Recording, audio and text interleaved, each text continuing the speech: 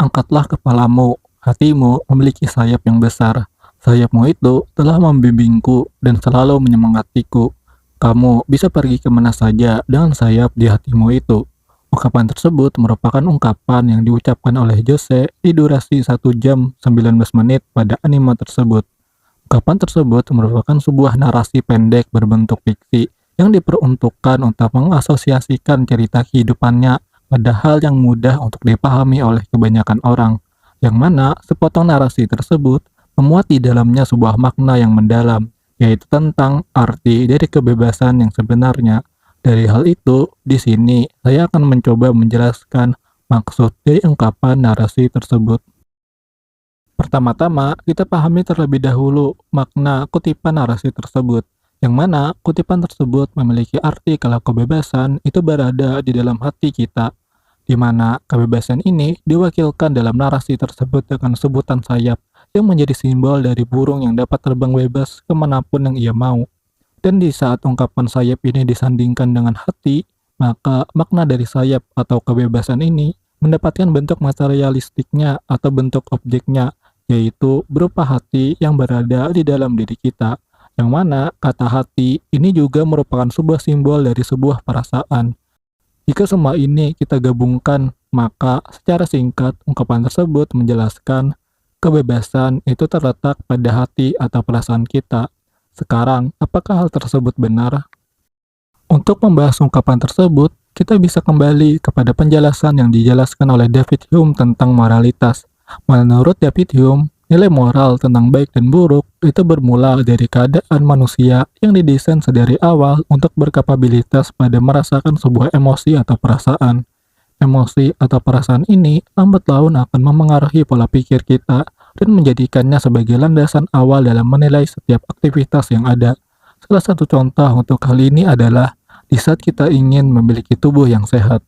Yang menggerakkan kita untuk berperilaku sehat adalah perasaan untuk merasa sehat, bukan sebuah fakta kalau perilaku sehat itu mendatangkan efek kesehatan pada tubuh kita. Kita tidak akan berperilaku sehat sebelum kita memiliki emosi atau perasaan untuk menjadi sehat. Dalam hal ini, akal sehat atau informasi tidak bisa memengaruhi perilaku kita. Perlu mediasi dan bantuan dari emosi agar kita memiliki minat padanya. Penjelasan tentang moral ini memiliki hubungannya dengan penjelasan yang dijelaskan oleh Jacques Lacan tentang hasrat, di mana sebuah hasrat itu selalu dimediasi oleh bahasa. Hasrat tidak bisa menunggangi bahasa, namun bahasalah yang memanipulasi hasrat. Dengan hal tersebut berarti, sebuah nilai moral yang dimediasi oleh sebuah hasrat tidak lebih buruk daripada sebuah permainan kata-kata yang menciptakan perasaan benar dan sesuai bagi diri kita yang dalam teorinya Gilles Deleuze disebut sebagai intensitas persepsi. Sekarang, dari titik ini, apa hubungannya dari masalah moral ini dengan kebebasan yang kita angkat di pembahasan kali ini? Hubungan nilai moral dengan kebebasan terletak pada penjelasannya Slavoj Žižek yang menjelaskan kalau kebebasan itu bersifat imanen dengan bahasa yang kita gunakan. Berarti dalam hal ini, kebebasan atau lebih tepatnya perasaan kebebasan merupakan produk bahasa yang memberikan kepada kita penjelasan atau bahasa kasarnya batas kalau kita telah bebas sesuai dengan apa yang kita inginkan. Berarti dalam hal ini, kebebasan tidaklah memiliki arti seperti kebebasan dalam bentuk murninya, namun kebebasan dalam bentuk upaya agar kita bisa merasa bebas memilih kepada siapa kita diperintah. Contoh untuk hal tersebut adalah di saat kita menjadi seorang seniman hebat. Kreativitas dari seorang seniman itu bebas karena ia tidak dikekang oleh keadaan dan norma sosial. Kreativitasnya ada karena bertolak belakang dengan hal umum yang ada di sekitarnya. Oleh karena itulah, hal tersebut disebut sebagai kreatif, yang berarti suatu usaha untuk menciptakan hal yang baru serta inovatif yang berada di luar dari pemahaman orang pada umumnya. Namun, seorang seniman hebat yang kreatif tersebut tidaklah bebas seperti apa yang kita sangka, karena kebebasannya tersebut memiliki bentuk pastinya dalam penyalurannya kepada dunia, seolah-olah ada yang memberitahukan kepadanya apa hal yang perlu ia lakukan sebagai seorang seniman untuk menyalurkan ide kreatifnya kepada dunia agar dapat dimanfaatkan. Dalam hal ini, kebebasan bukanlah sebuah objek material yang biasa kita gaungkan di dalam kehidupan kita. Namun, kebebasan berarti di saat kita bisa merasakan kalau suatu paksaan atau penindasan tersebut merupakan bentuk dari kebebasan yang selama ini kita inginkan. Nilai moral dalam hal ini akan menjadi alat yang digunakan untuk memanipulasi hati dan perasaan kita agar kita selalu memiliki pegangan atau ide yang mengatakan kalau tindakan pengekangan tersebut merupakan sebuah tindakan kebebasan yang dijamin oleh moral.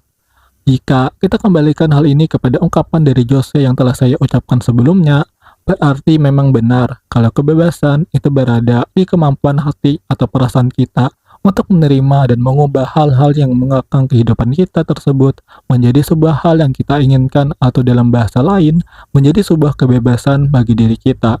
Salah satu ungkapan yang menggambarkan kalau kebebasan itu merupakan sebuah pengekangan yang kita inginkan itu terdapat di ungkapannya Epictetus dalam bukunya Discourse. Misalkan saya mati, haruskah saya mati sambil menjerit-jerit dan menangis? Atau tangan dan kaki saya dirantai, haruskah saya melakukannya sambil mengeluh dan menggerutu? Dan jika saya harus dibuang atau diasingkan, adakah yang bisa menghentikan saya untuk menjalaninya dengan senyuman dan tetap tenang? Ungkapan Epictetus tersebut jelas menyeratkan sebuah pengekangan, yaitu sebuah paksaan untuk menjadi bahagia. Memang secara fakta, Epictetus itu bebas dalam memilih apakah ia harus bersedih pada setiap takdir buruk yang ia hadapi, atau ia akan bahagia dan tenang untuk mempertahankan kemampuan produktif yang ia miliki, yang hal tersebut tidak bisa terjadi di saat dirinya sedang sedih dan depresi. Namun, dari hal tersebut menjadi jelas bagi kita kalau pilihan untuk menjadi bahagia bukanlah pilihan kebebasan yang dapat secara bebas kita tentukan. Sebabnya, pilihan untuk menjadi bahagia tersebut dipaksakan oleh realita kita. Mungkin kita tidak mau kehidupan kita berlarut-larut pada kesedihan yang tidak bermanfaat, atau sekedar kita takut kalau orang lain menganggap kita lemah, atau lagi karena kita memiliki banyak pekerjaan. Jika kita harus menghabiskan seluruh waktu kita dengan bersedih, maka hal tersebut terkesan sia-sia dan buang-buang waktu kita yang berharga yang dapat kita manfaatkan pada hal yang lebih produktif dan bermanfaat. Dalam hal inilah, nilai moral akan mengatakan kalau tindakan bersedih tersebut menjadi salah dan yang benar adalah dengan tidak bersedih. Tepat pada titik inilah, sebuah kebebasan dalam memilih untuk bahagia itu berubah menjadi paksaan untuk bahagia. Namun, sepertinya entah kenapa kita menganggap hal tersebut menjadi sebuah kebebasan.